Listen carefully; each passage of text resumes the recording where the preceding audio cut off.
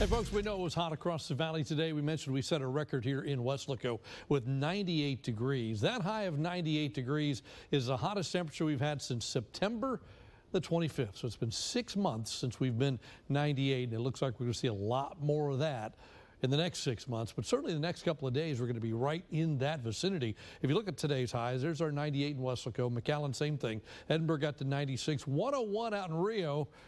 95 in Harlingen, 92 Brownsville, 91 in Port Isabel. Cooler when you get closer to the coast. And tomorrow, very similar readings, most places back in the mid to upper 90s. Again, I wouldn't be surprised if anybody along and west of I-69C reaches 100 degrees. We're going 98, 99 right down that corridor, but probably 100 in a number of locations. Of course, it doesn't start that way. You go out the door in the morning, and temperatures early in the day are pretty mild. We start the day at around 70 degrees at 6 a.m.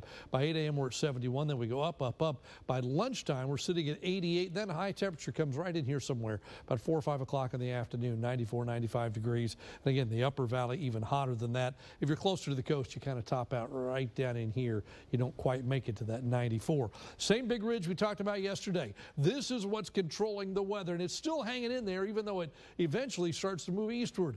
Most of the storm systems go up and over. You can't get anything to move into this big red area, which is basically warm air way up high in the atmosphere. So tomorrow's hot. Thursday, 90s again and windy. This arrow designates the winds way up high in the sky. Here at the ground, the winds are out of the south, and that's a hot wind. We go into Friday, and that's probably the last of these really hot days. I think Friday's temperatures well up into the 90s again, perhaps touching 100 in a few places. In fact, that's the last day like that, though, because the next front comes in Saturday. That will cool things off. More on that in a second. 82 is the normal high. We're going to be in the mid-90s the next 3 days. The records are way up there. Late March, we can have some really hot weather.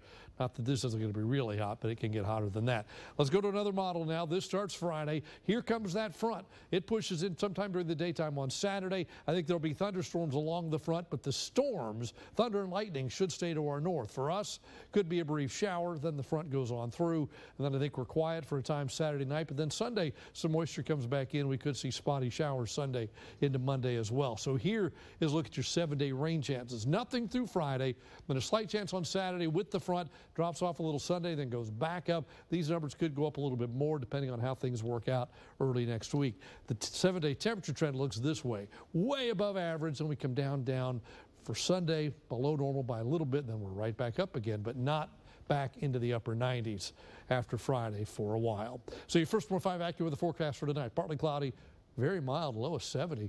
Then tomorrow back up to 95. Plenty of sunshine, breezy and hot. A lot of places will be hotter than that, with the western part of the valley probably getting really close, maybe above 100.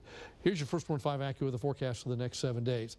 Best chance of rain probably Saturday, then again maybe Monday, but even at that, just a slight possibility at this point. Isolated showers is what we're looking at. That's your updated first 1.5 AccuWeather forecast.